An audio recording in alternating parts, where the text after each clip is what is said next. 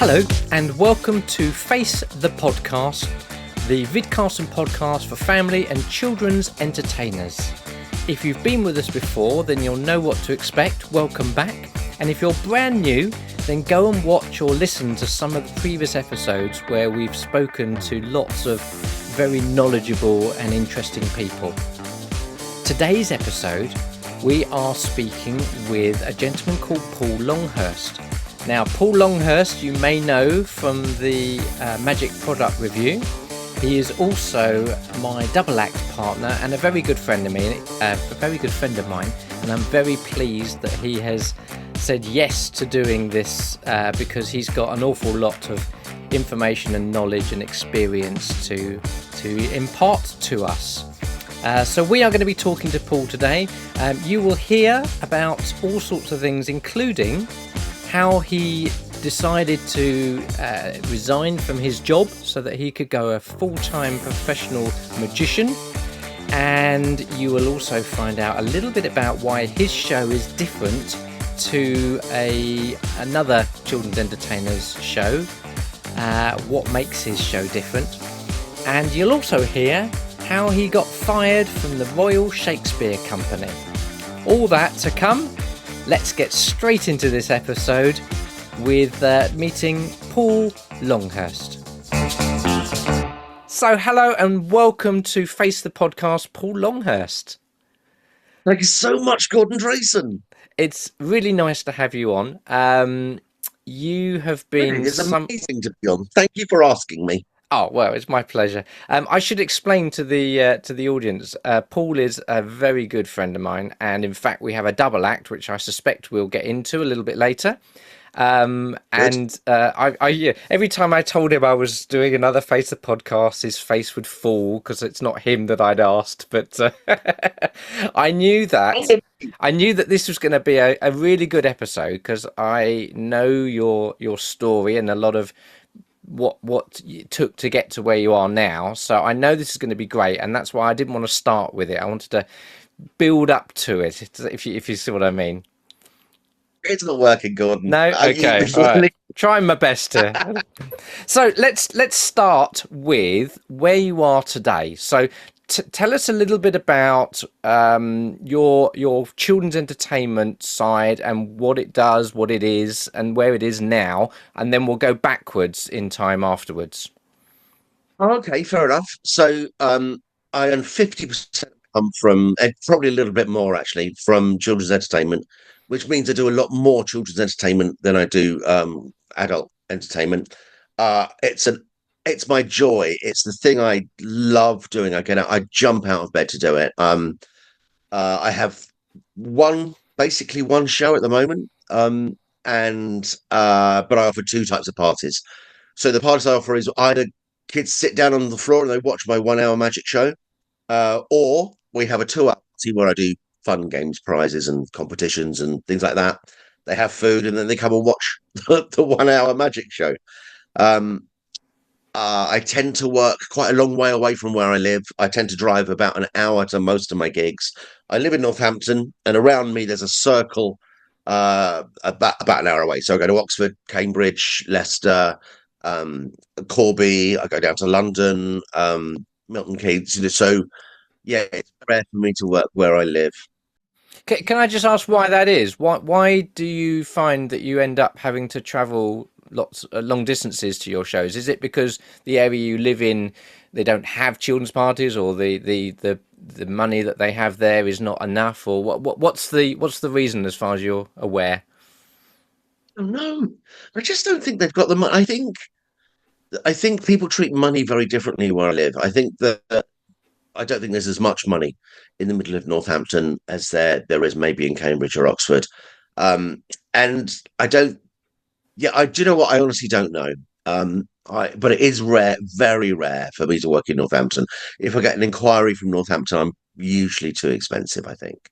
But it's just, but so if I do one party in Peterborough, I'll be doing, lots of parties, and the word just kind of goes, spreads around Peterborough, and then I'm working there for a long time. So I just haven't gone viral like that. Not viral, but you know what I mean. I haven't had that word of mouth spread in Northampton as much as I have elsewhere.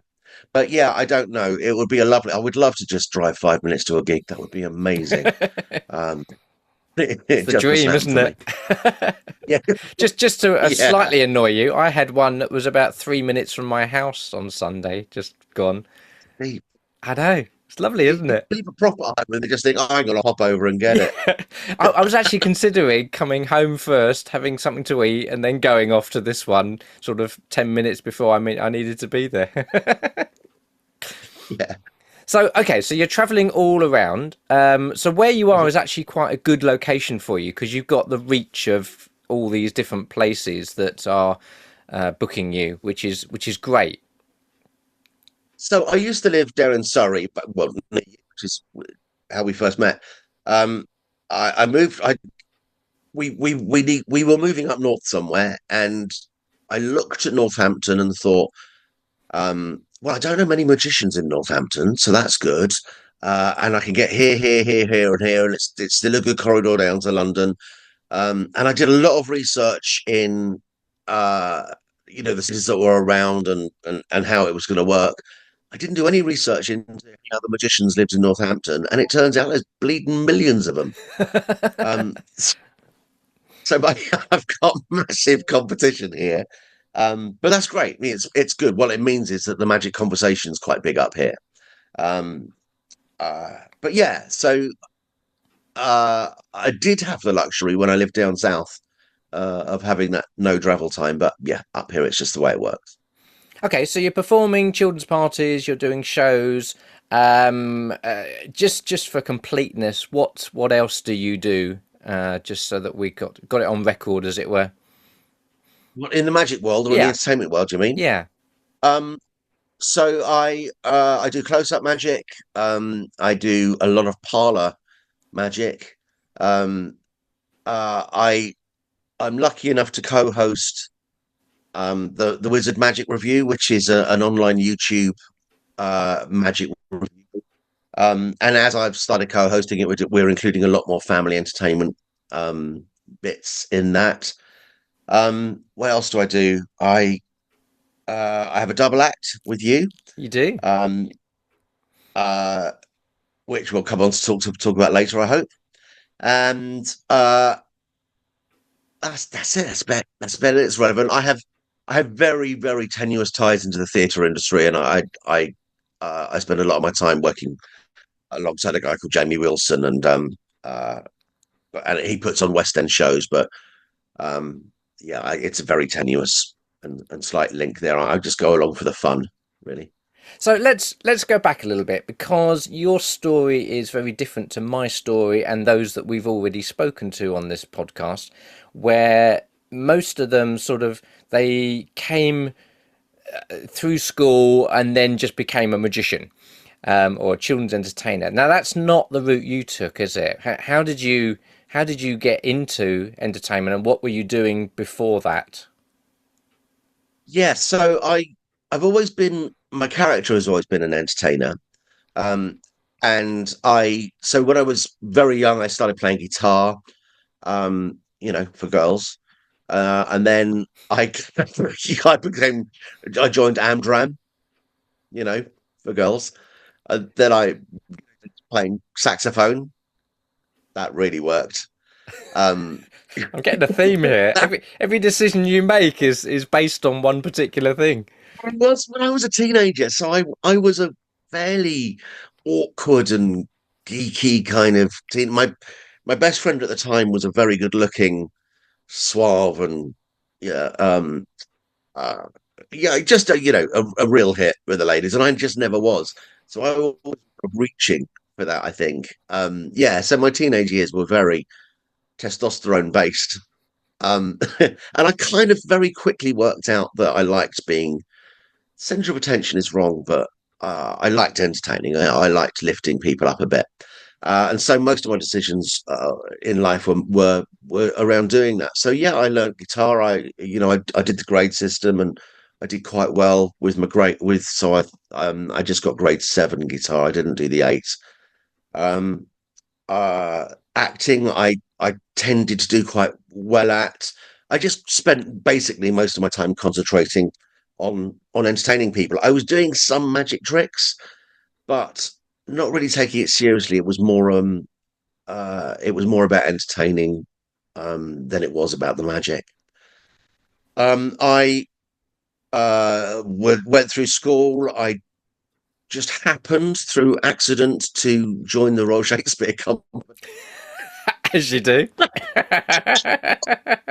back in 1991, and I became I was a background artist for the Royal Shakespeare Company, and then I got promoted up to cast, um, just through desperation, being annoying, and being nice to the right people and being in the right place at the right time. So I did 3 seasons with the RSC at the Barbican. And we know the girls Um, like Shakespeare, right? Actually, that one wasn't for the girls. Oh, That right. one was Okay, just. sorry. I actually found my life changed from doing things for girls to doing things for the stories. So what I have is a background collection of dinner party stories that you wouldn't believe, like joining the RSC. I got sacked from the Royal Shakespeare Company. Is another great No. story. Yes, Oh, we'll come to that yes. later. Well, I tell you what, if you would like to hear Paul's story about how he got sacked from the RSC, then wait till the end, and we'll put it on at the end for you. It's a good one. I've got yeah. Anyway, what else did I do? I was doing a lot of amateur dramatics at the time as well. In fact, at the time, I remember counting at the time of my O levels, I was involved in 6 different productions of shows. I was absolutely obsessed with theatre, um, and it was a great outlet for me. It was an obsession. Um, School theatre as well as plays. Um, so when I left school, I decided I needed money. I was directing for amateur shows at the time. I also liked computers, so I got a job in an office doing some computer work. And then through sheer chance and through another after dinner story, I ended up so just by chance I was involved in something called disaster recovery, but no one had ever thought about what would happen if your computer center blew up, or if there was a power cut, or no one had really considered the implications of a serious disaster happening. My boss said to me, "Can you just concentrate on this?" And I went, "Yeah." And I built a plan.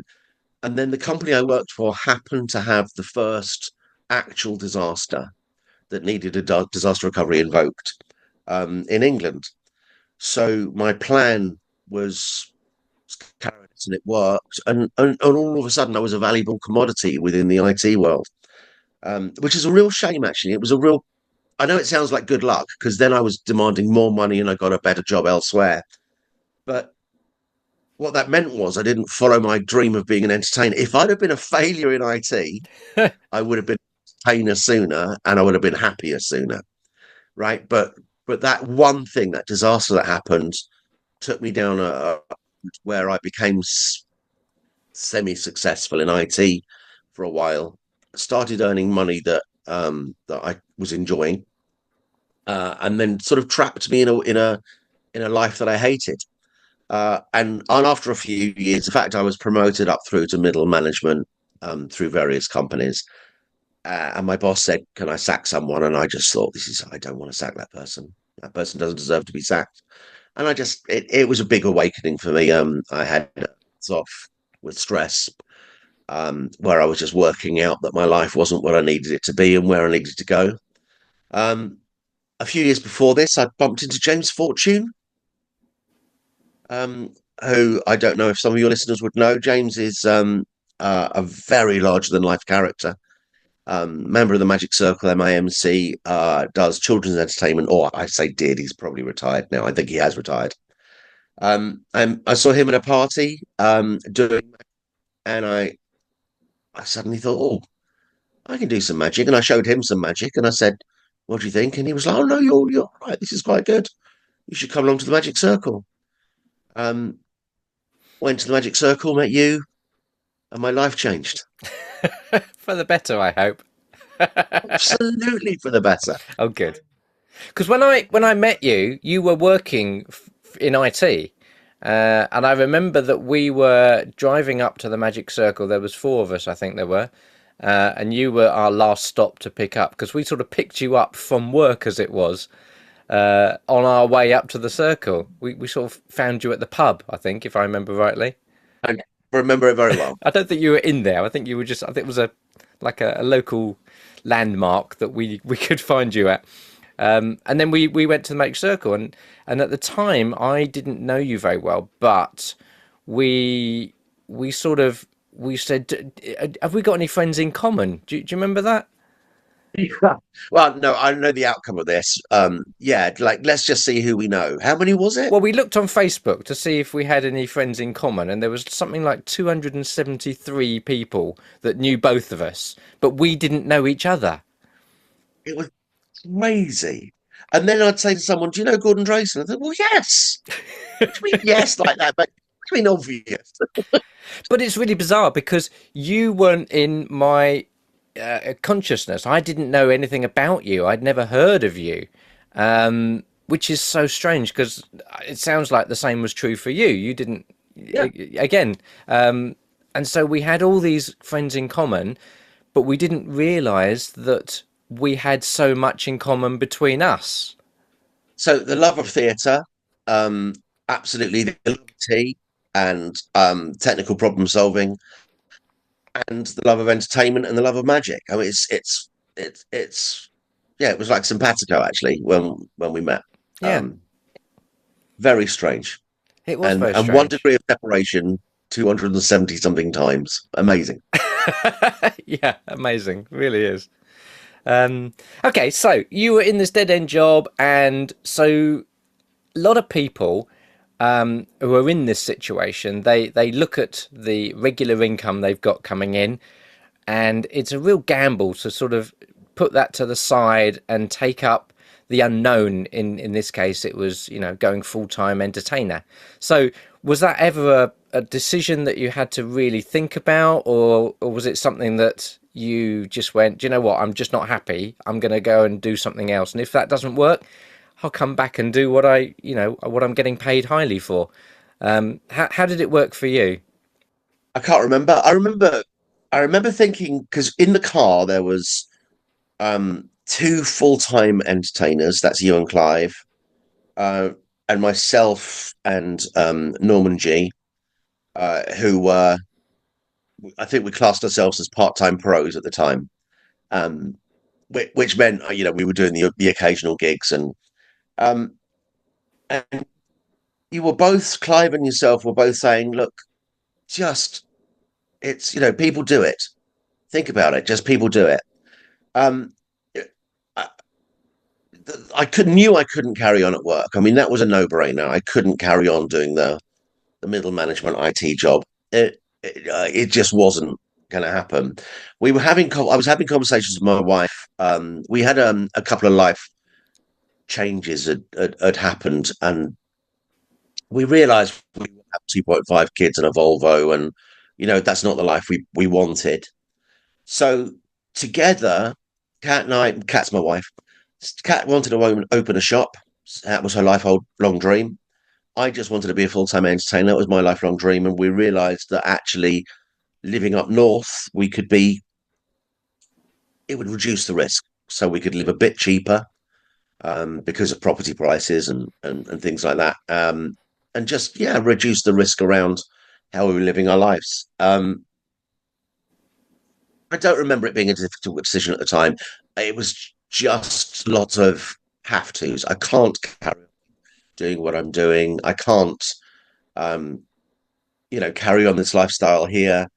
Just literally need to do it. So yeah, it reminded me of a no-brainer, and especially joining the Magic and seeing a whole bunch of people who had done it, uh, and actually looking at some of them, and obviously I'm not going to mention names, but looking at some of them and thinking, how have you done that? Because to me, what they were doing wasn't entertaining, or wasn't, I could say, as entertaining as what I thought I was doing. So yeah, it seemed quite an obvious choice to me in the end. In fact, since a lot of people have said to me that was brave and that was, But actually, I think the harder thing to do would be to live the life you weren't meant to live. I think the harder thing would be to carry on doing that drudge. I was just lucky enough to find out what I loved doing, and that was able to live from. So yeah, I didn't see it as hard at all. Uh, I I I just regret not doing it sooner. Yeah. That is completely the opposite to how it normally works, because you actually thought it through and calculated all the risks, which is what I would expect from someone who's into computers and IT. They would, they Mhm. would do a risk assessment type thing and work out what was right, what was wrong, what they had to lose. So yeah, and most people who I've spoken to who are in that sort of situation pretty much always say, "I wish I'd done it sooner." So if there's anyone out there who is in a job that they're not enjoying and they think they can make it in the entertainment, then I think I think just be careful, because it is a risk.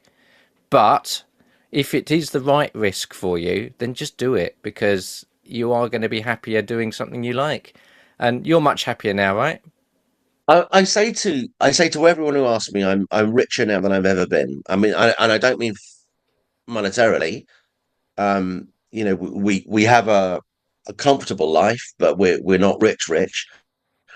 But every day I love, I love my life right now. Um, uh, d- yeah, it's great. It's absolutely, and the longer this lasts, the better. Yeah, I don't regret it for a second. That's great. That's really good. So I've spoken previously with other people about sort of the skills that they developed before they went into children's entertainment that helped them become, a successful children's entertainer. So we already know that you have music skills. I'm not sure actually if you use your music skills in your show. Well, I'll ask you that in a moment. We know you've got the amateur dramatics, which is a huge benefit And the to, Royal Shakespeare Company. and the Royal Shakespeare Company. Yes, of course. Uh, So have you got any other sort of skills or things that you had developed before going into children's entertainment that you felt really helped you to be the performer you are? so yeah, I think everyone's journey through life prepares them for every social action interaction they have going forward. So yeah, a lot of my past. I went through a phase of having an obsession with psychology, what drives people, and what makes them tick. And as I think most entertainers are interested in, I had it before I was an entertainer, professional entertainer. So I think that's very important to know. I think it's very important to be able to look at a group of people or individuals and work out which way the crowd is going, or which way that kid or that adult that you're entertaining for is going. What they're getting out of it, and what could help improve that. I would recommend anyone to learn about psychology of groups or of individuals. Um, Music, I think, does. I think an understanding of how, again, of how music affects mood or can help people. Funny enough, I don't use any music in my show at the moment. Can we talk about my show a little bit later? Because I've got, in preparation for this, I thought of a few things I wanted to say about that. But my current show doesn't have any music in it, which is strange to me. But I think there's a reason for. So your question was about other skill sets I bring. I can't think of any offhand. Um, no, no. But I do think having a musical background helps you understand the beats of magic, right? I do think that some magic, as you perform it, needs to have a rhythm, especially if you're going to understand offbeats and if you're going to understand how that works with it. I think some sense of musicality helps there. Um, Well, there's a lot of comedians who are also extremely good musicians. People like Bill Bailey and Tim Vine Tim. does music as well, I think, Yeah, and yeah. and I think you're right. I think it helps with the timing of things, because learning the timing for delivering comedy is a really difficult thing to learn on your own. It's something you have to learn in front of an audience, really, to get their feedback. And if you have done the same sort of thing but with music, you get a sort of an idea in your head as to how the beats should be, right? Yeah, I agree. Yeah, absolutely. Never really thought about that before, but it sort of makes sense. I think a dancer is the same, actually, thinking about it, music and dancing, because you have the timing thing, isn't it? Yes. Yeah.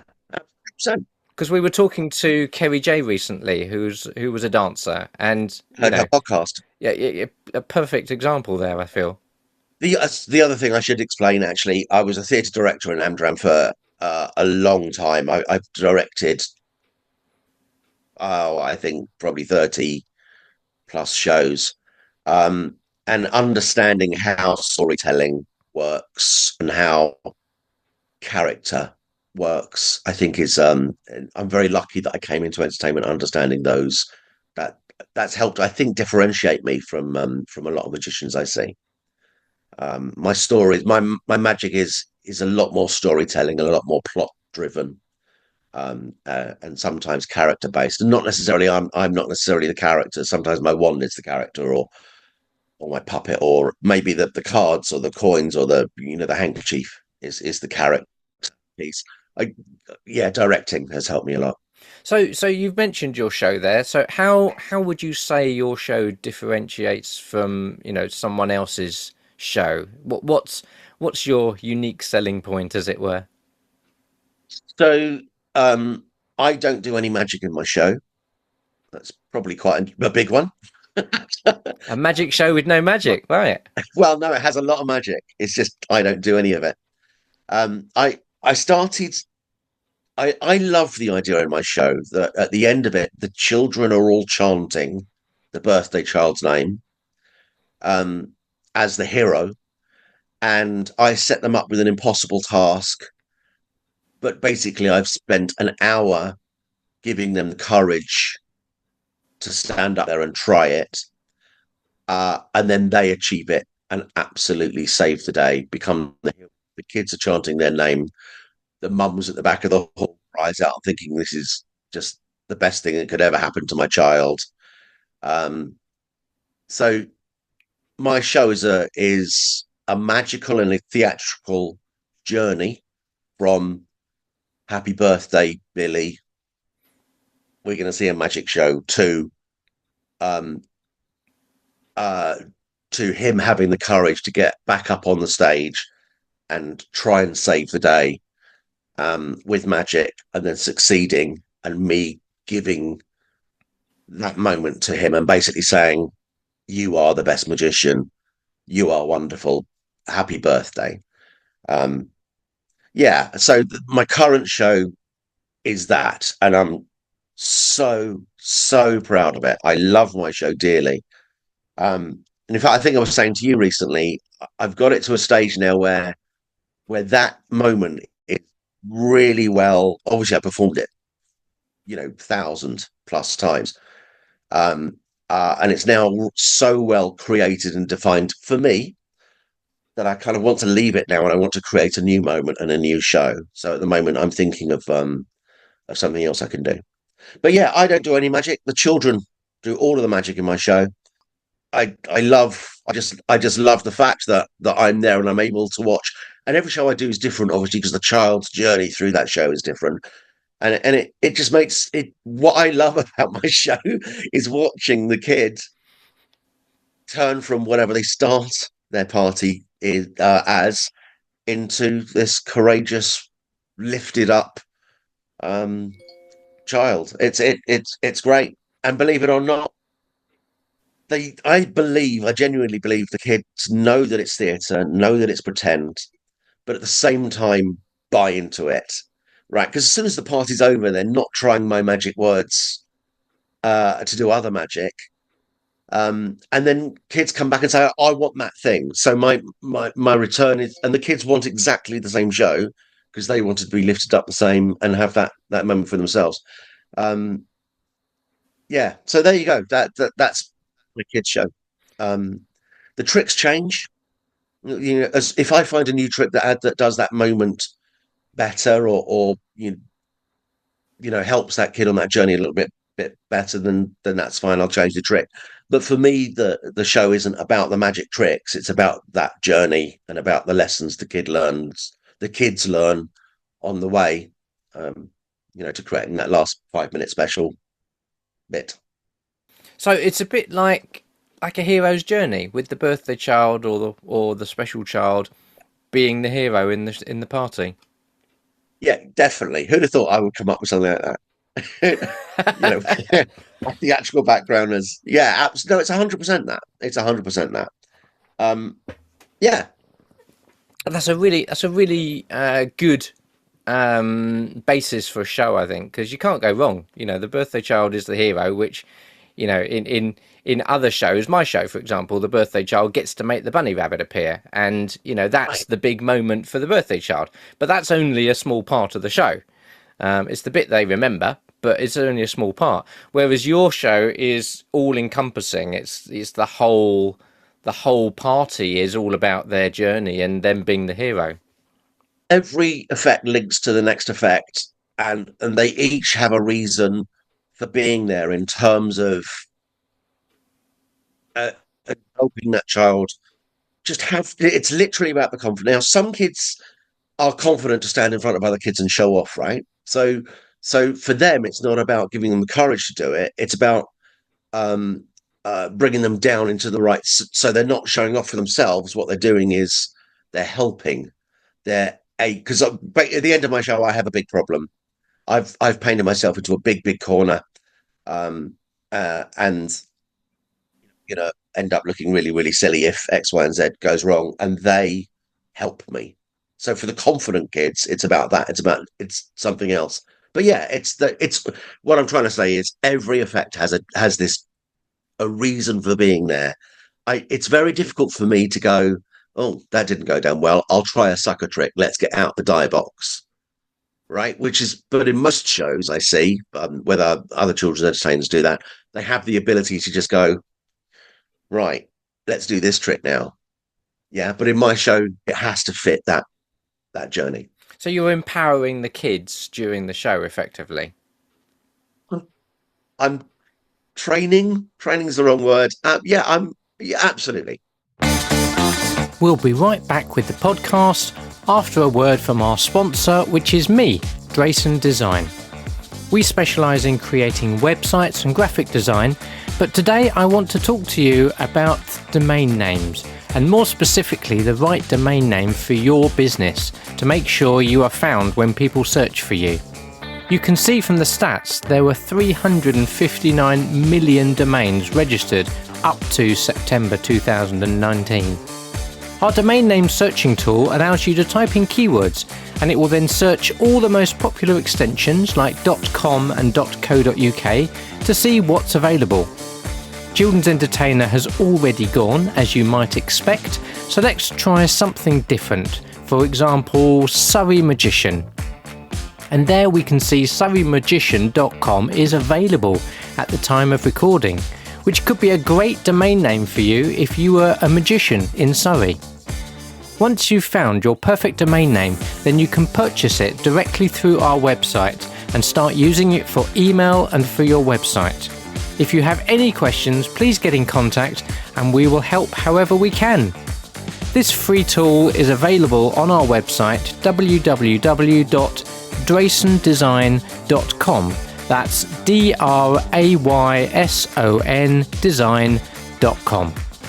Right, let's get back to the podcast. You obviously didn't start with this show because it's taken a long time to get to this point. So did you do a show where you had one trick after another trick that didn't necessarily link and it was just a show? And if so, have you seen a huge difference to the point that you would never go back to that with the show you've got now? Yeah. So I started, as you know, by stealing your show. That's not strictly true. So for the listeners and watchers, I was a close-up magician when I met Gordon, and Gordon basically said, "Oh, you should have a look at Kids Magic. It's great." And I, as an outsider to magic coming into the world, I wanted the world to look at the magic world to look at me as a very skilled, and look at Paul in his close up magic, and isn't he the I wanted that line of respect when I went to the world. And what I soon realized was, um, through you and Clive and many others and James Fortune, and that kids magic is actually completely separate, and well, in a lot of ways much harder skill set. In a lot of other ways it can be easier if you don't take it seriously. You could be a kids magician with no skill, and kind of get away with it, I think. But to have respect about what you do, which is what I love about the children's magic world, is there's an unpretentiousness about the skill sets that you guys and I now have, is lovely. So what you showed me was, it was skilled and it was so much fun. So you helped me create my first show. Well, you advised me on things to buy, and I watched your performances, and I bought some books and DVDs and things like that. But you very much mentored me through my first show, so you know very well that I didn't nick some of yours, but I certainly was inspired by a lot of what you do. It was quite funny actually when I did come and see your show once, and I was thinking, oh, I recognise that line. That's really funny. Oh wait, hang on, I know where it came from now.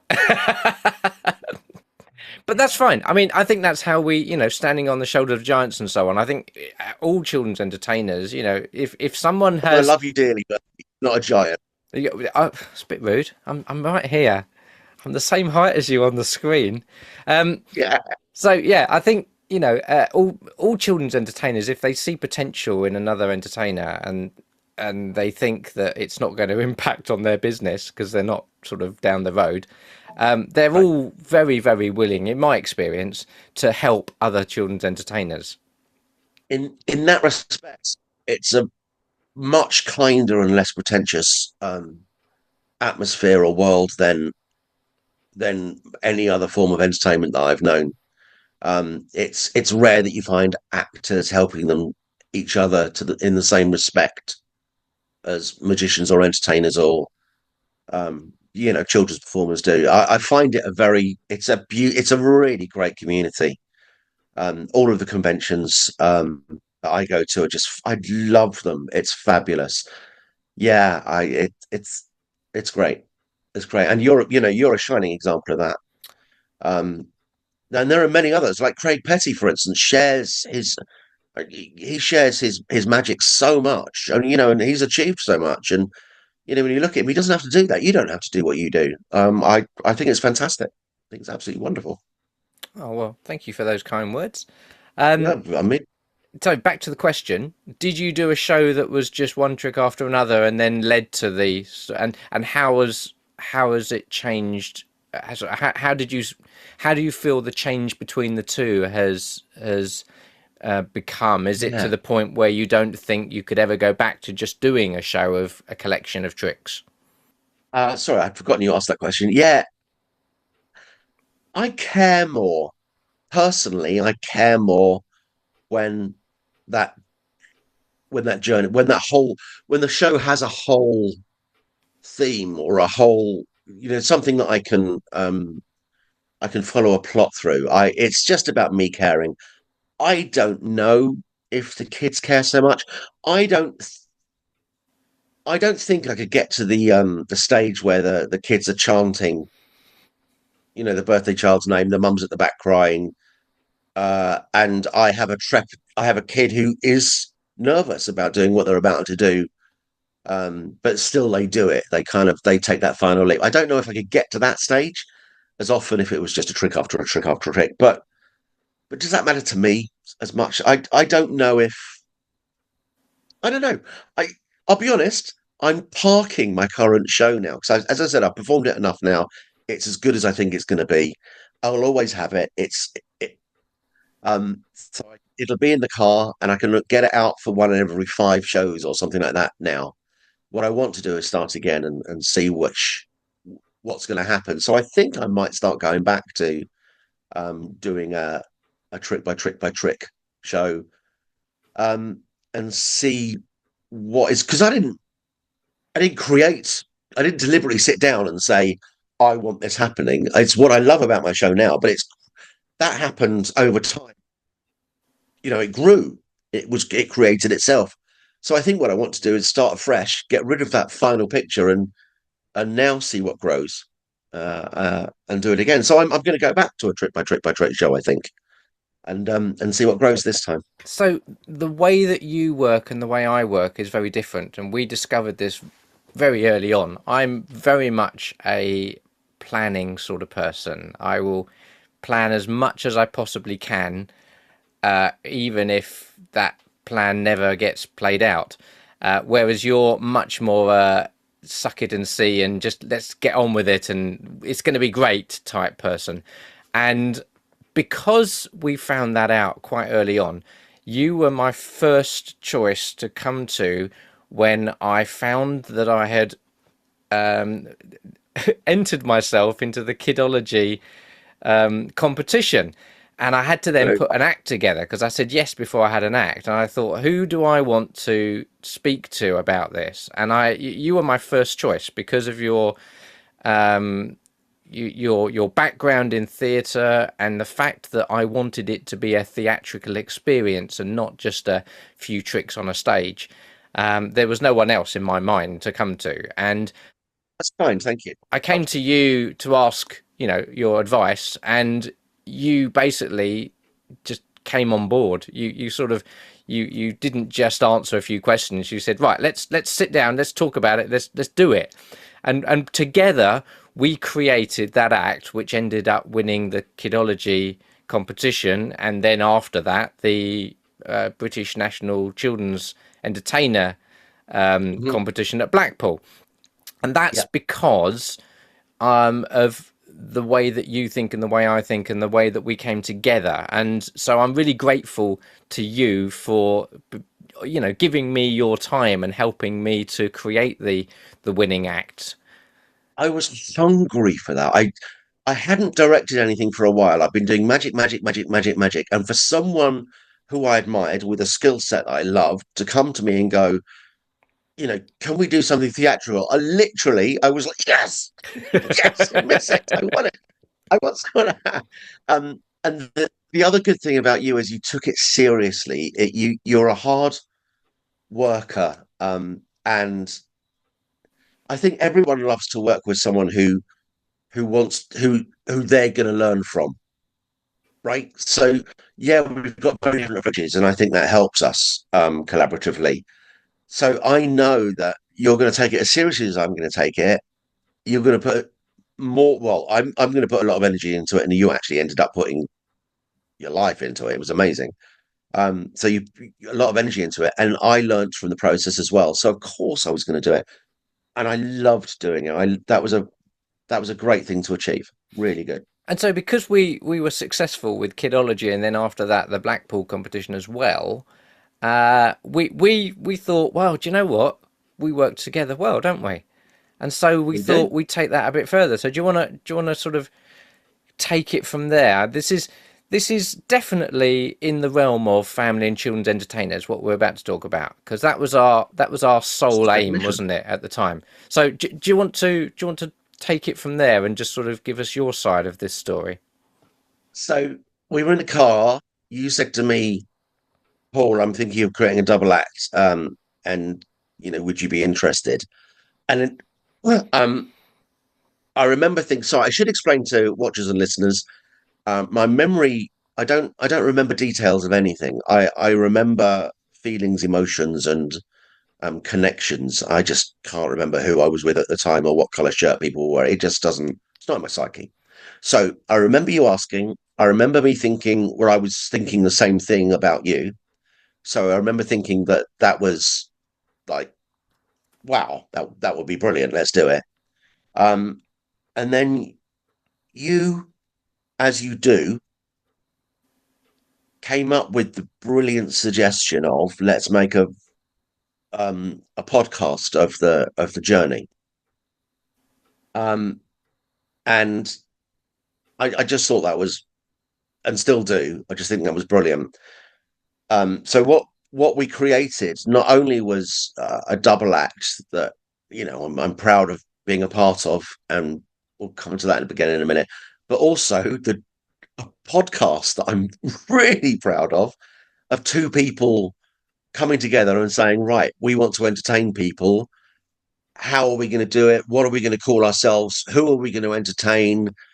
What's it going to look like? Literally all of those decisions from start through to us headlining at the Magic Circle, um, touring the show, the different iterations.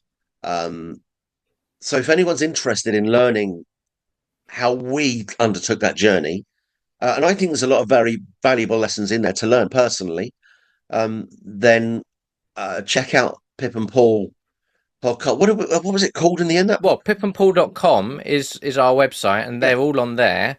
But if you do a search for Pip and Paul Show, I think it is, on any of the socials like YouTube and on your favourite podcast platform, then you'll be able to listen to us as well. Because I did a similar thing that I'm doing with Face the Podcast, where we created a video and an audio version of the podcast to make it easy for anyone to listen to or watch.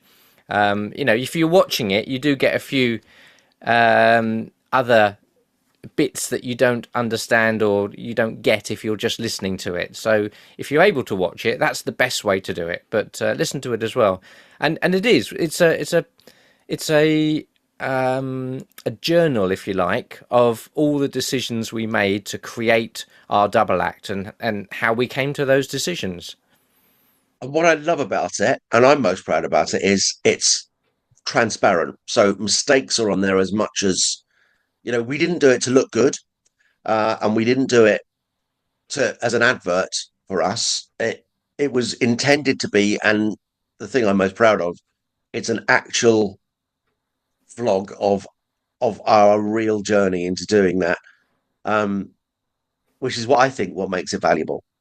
Yeah, so I will put a link in the show notes, but pippandpaul.com, have a look at that. You will be able to see everything you need to from there. So yeah, take us through from that. So we created a double act, and I should say, Paul is slightly more than half of our Pip and Paul show. It's Oh, one of I'm our taller, jokes. see. It's one of our jokes. It is one of my Just because he's taller than me. it's one of my favorite That's jokes, what it is. actually. It's you're taller than me, isn't it, Paul? Yeah, it's definitely that. We've had a lot of fun with the Pip and Paul show, actually. So one of the problems of me moving up north was my life as and my wife opening the shop was my life fundamentally changed its routine, as you'd expect. I suddenly had to start creating a business and a life up here. My wife was running the shop and she needed more and more help because you can't, it's a big shop and you can't do that on your own. Um, and so I found the excuses to not participate in, that's the wrong way of putting it. I found that I was unable to give Pip and Paul the focus it needed. And I apologize, genuinely apologize to you, Gordon, that I haven't been able to do that. And I really, really want to get it off its feet again. Um, and I think actually the time is very right. I think so. 2025 will be Pip and Paul Resurgence year. I hope actually that we're not only going to be doing shows. What I'd like to do is also I've got some product ideas that I think we should look at releasing. I haven't told Gordon about any of this, and I think we should do a lecture tour. Oh, I like the idea of that. Double act creation lecture tour. Yeah. Yeah. We actually did So get asked to do something at the Magic Circle, which sort of was a little bit about doing double acts, which was really good, and that was only a short thing, but that I think was very well received. We should actually say what Pip and Paul is. So Pip and Paul is a family show. It was designed for families, and our target audience was people who are at holiday parks or theatre shows. So we went from holiday parks where you do a 45-minute show. That's how we started. We did a 6 half-hour TV shows in Europe, which was lovely, really nice to do. And we then decided that we'd like to do a full evening show. So we put together our 45-minute show sort of, and then just spoke really slowly, basically. No, I'm kidding. What we actually did is we expanded on our characters, and in fact our characters changed, and if you watch our journal, you'll see how they changed, and why they changed. And we've expanded the characters to give us a full 2-hour show with an interval, so that we could tour around smaller theatres. And that's where we were before sort of COVID hit and everything sort of changed. But we've got we've always had plans to bring it back and bigger and better, really. Yeah, and the problem is they've always been plans. So yeah, no, I'm really strong on Pip and Paul in 2025. So hopefully, if Gordon's keen, then yeah, watch this space. We should actually mention one of the effects that we wanted to do in the Pip and Paul show that neither of us had the skills for, and we decided we'd go out and get those skills or see if we had those Yes. skills.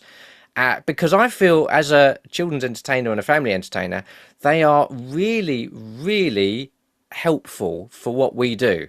Would you agree? 100%. Okay, so do you want to tell everyone what the premise of the trick was and the skills that we needed and how we went about it? So we loved the idea of um, creating a moment that no other audience had seen. So you know that moment in the theatre when someone corpses and you think, oh, that's I saw him actually laughing and I he was couldn't. there on the night that happened. I was there on the night that, because what that does is that creates a lovely story for people to go home and tell, right? A little bit of chaos, a little bit of yeah, that only happened for me. Um, and of course, if you take that to it, is um, that's improv, right? So the extreme, I saw the production, I saw the night where is when you shouted out the idea and that became the show. So we decided to put some improv magic into the show, and we neither of us really. I think we were both good at improv in our own worlds, right? So if a heckler says something, or if you're doing some close up and someone makes a joke and you react to that joke, and so I think we were both quite reactionary comedians at the time within our own characters.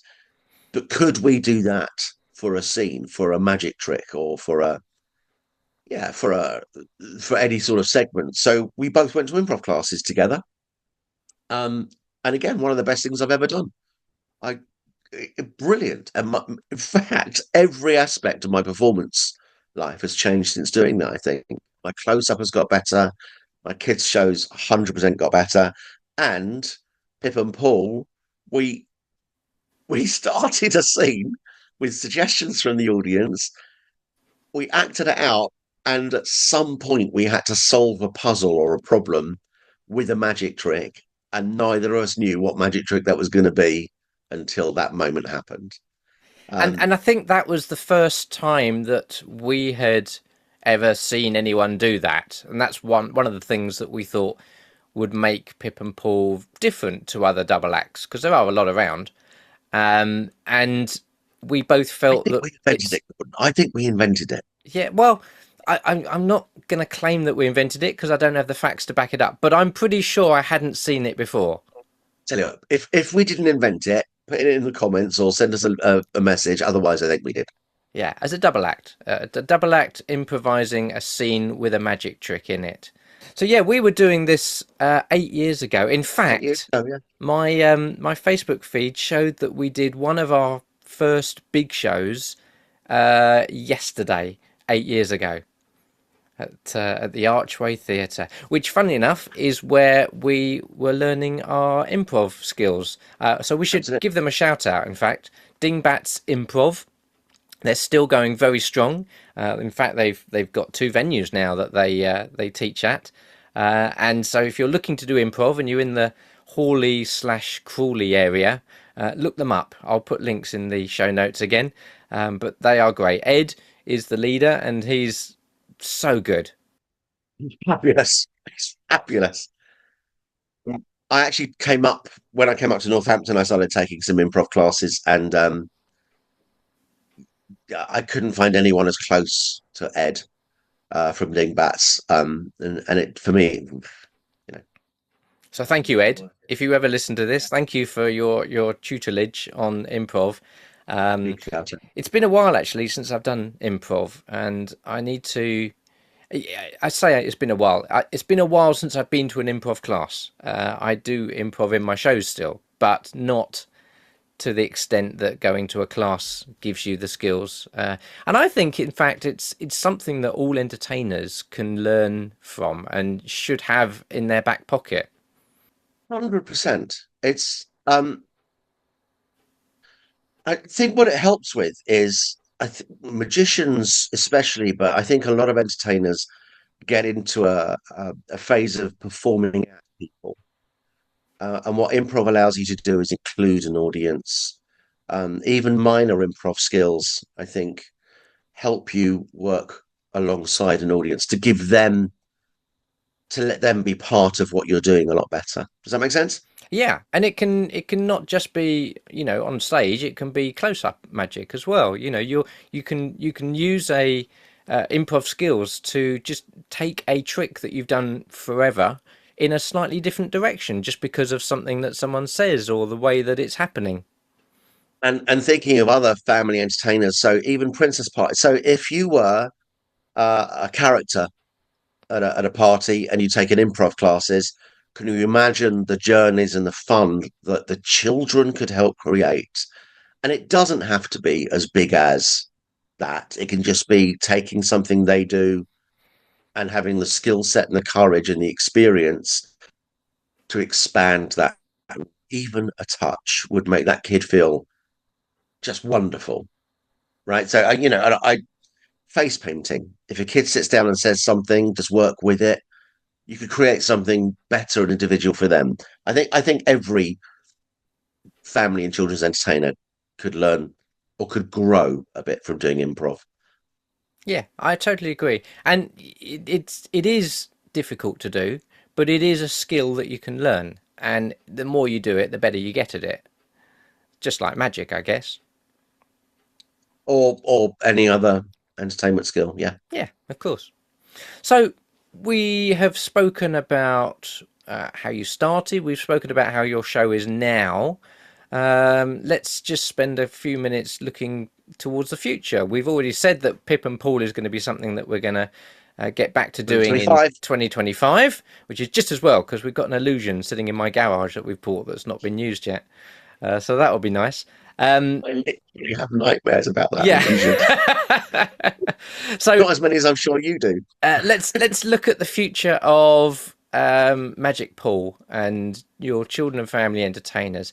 I mean, you've got to quite a well known place where you are. So you're known, an hour away from you in all directions as Yeah. a Magic Paul. Quite well known for that. What else is there for you to conquer? What do you want to do? I'll be honest. So I'm 55 now, right?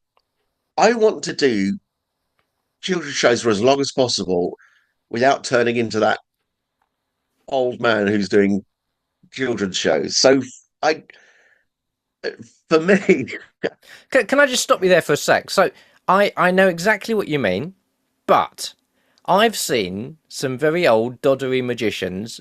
In my head, Billy McComb springs to mind. I saw him perform, and he was the funniest performer I'd seen for a long, long time. And he was great. So I think being old and being a magician, especially a children's entertainer, is not a bad thing. It's just when you start losing your edge and you're not so good as you could be that I feel that I would want to stop. I saw Terry Herbert performing recently, and it was, oh my God, it was a lesson. It was wonderful. Of course it was, because he's Terry Herbert. Um, so no, I do understand what you mean, and I think what you need to do there is just keep it fresh. Um, Make sure you're doing it with for the love of it, instead of just because it's a job. And I think that's true for any entertainment art form.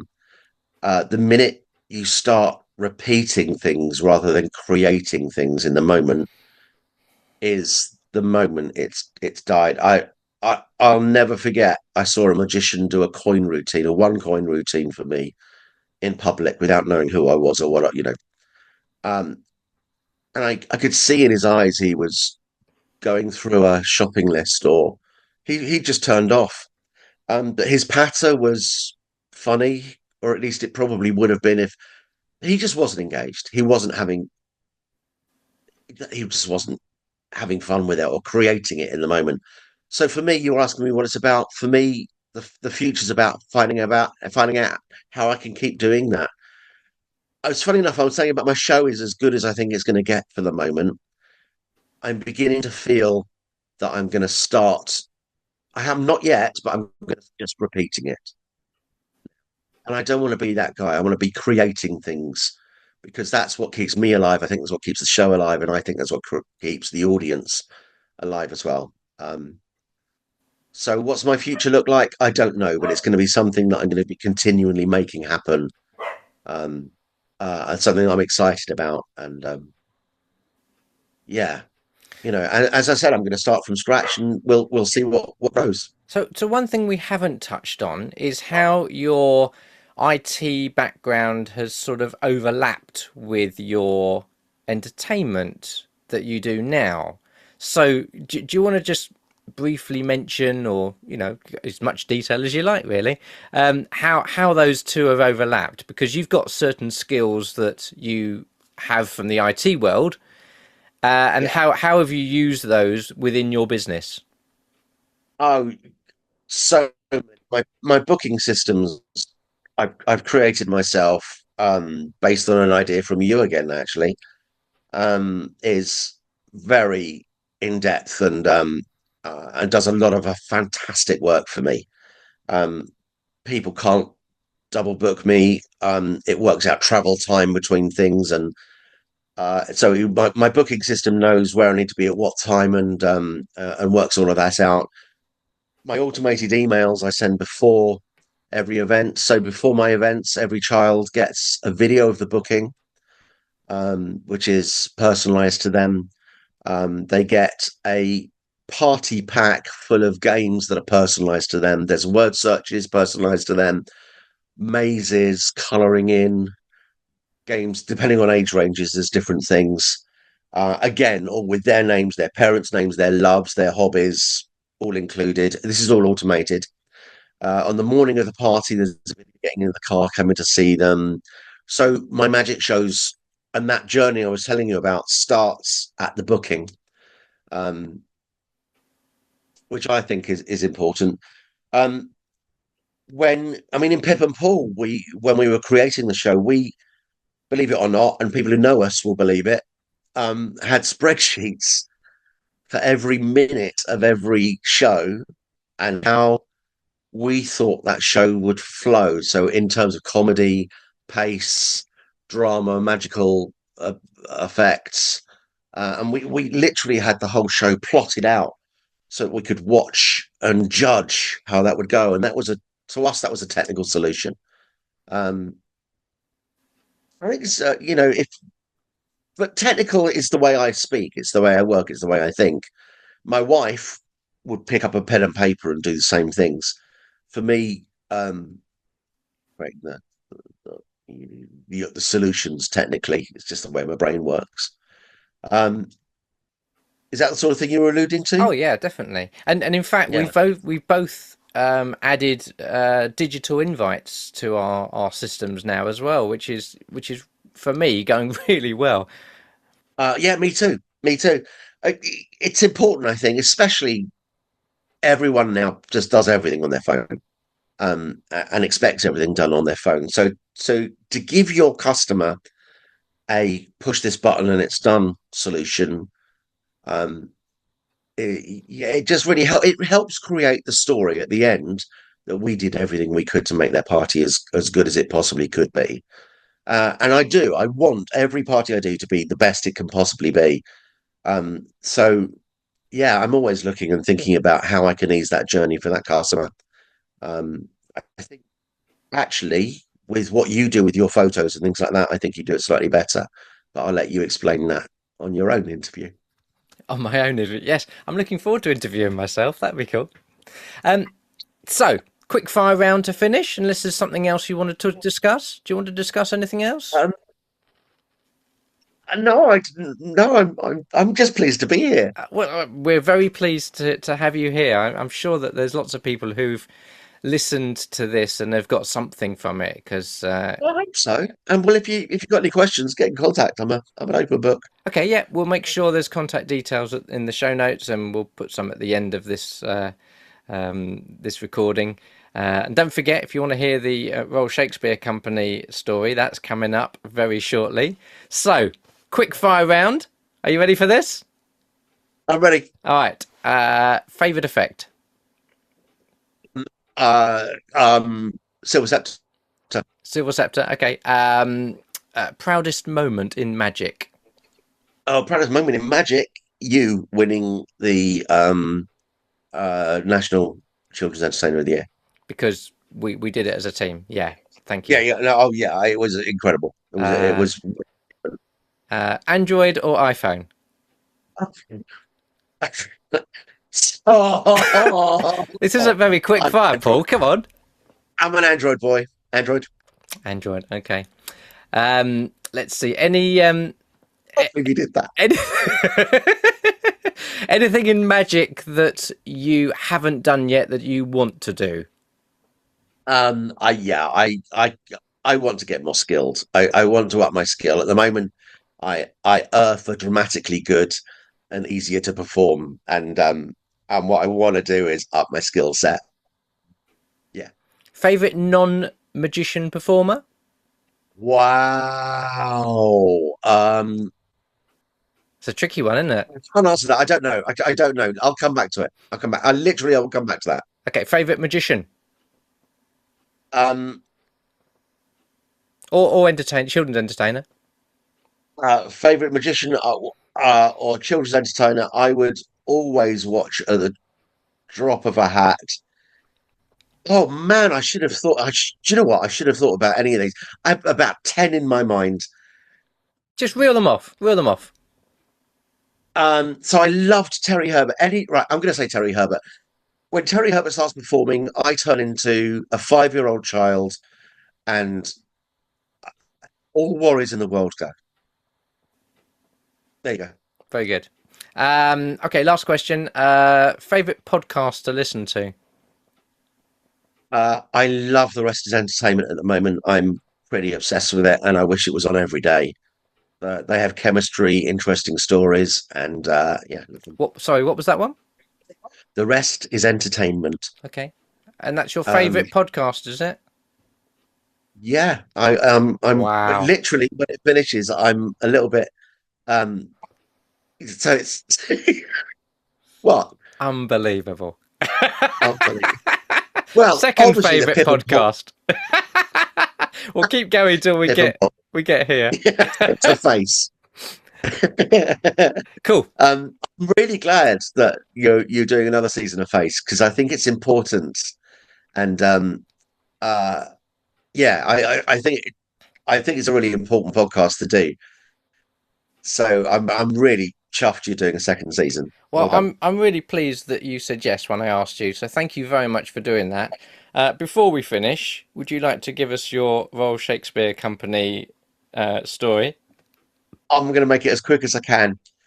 I was doing a backstage tour of the Royal Shakespeare Company. We'd just been to see Tammy the Shrew with Josie Lawrence in it, doing a backstage tour. The tour guide said, like, I don't usually do this. I look after the extra. Oh, how'd you become an extra? He said, oh, well, someone's just dropped out. You interested? And I went, yeah. I was on a trip with a school at the time, and I said to the school trip, I'm going to stay here, and I'm going to be in the next performance.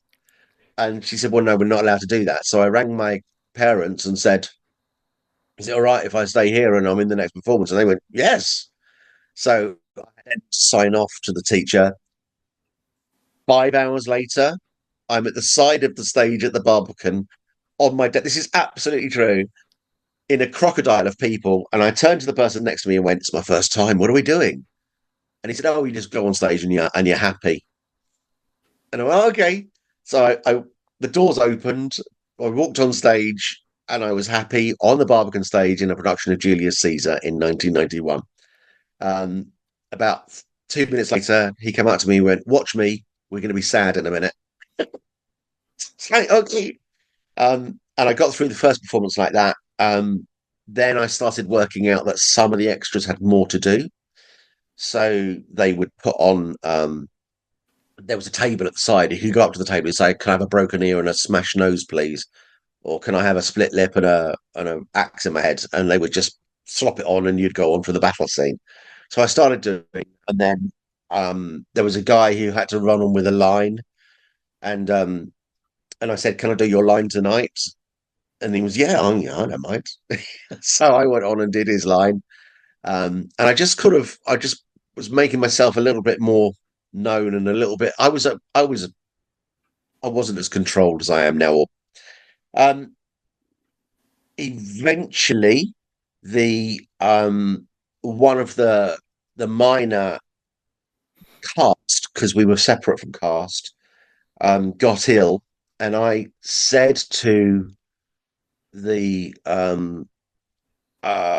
so not they don't have like a director who's there every day. There's a company manager. I said to the company manager, I'll do I can do this. And they literally thought, well, they could recast and they could go through that, or it was just one line. So I progressed up to the cast. Then we all had a line to say at the same time. And when I wasn't playing that part, the cast part, my dad and my girlfriend were in. And we all had to say at the same time, we will see Caesar's will. And I was really upset they were watching it on a night that I didn't have my own line.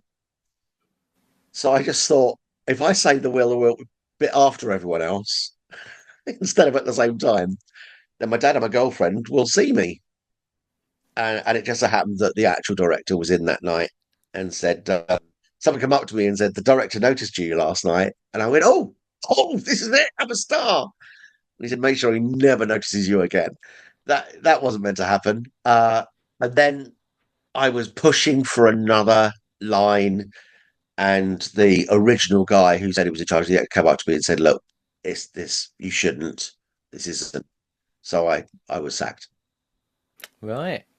Your brief London theatre career came to an end at that point. Oh no, that's not my London theatre career. Oh no. Oh No. I came up with the idea for a full West End musical that was performed. did you really?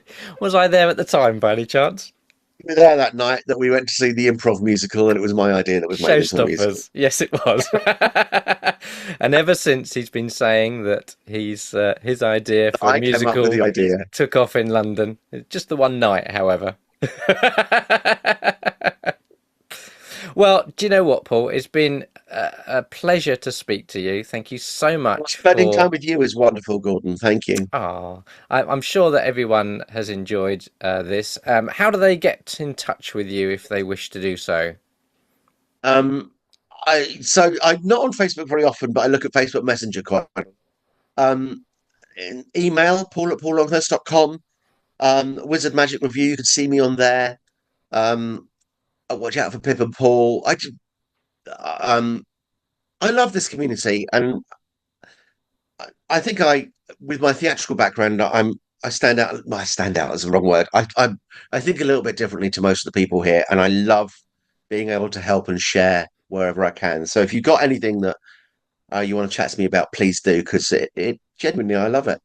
I have a great time, and I want to give back as much as possible. So there you go. Thank you so much, Paul. That was Paul Longhurst talking to us on Face the Podcast. And thank you so much for being with us. Are you kidding? Thank you. So there you have it, Paul Longhurst. A fascinating man, someone who's really worked hard in making his show what it is today.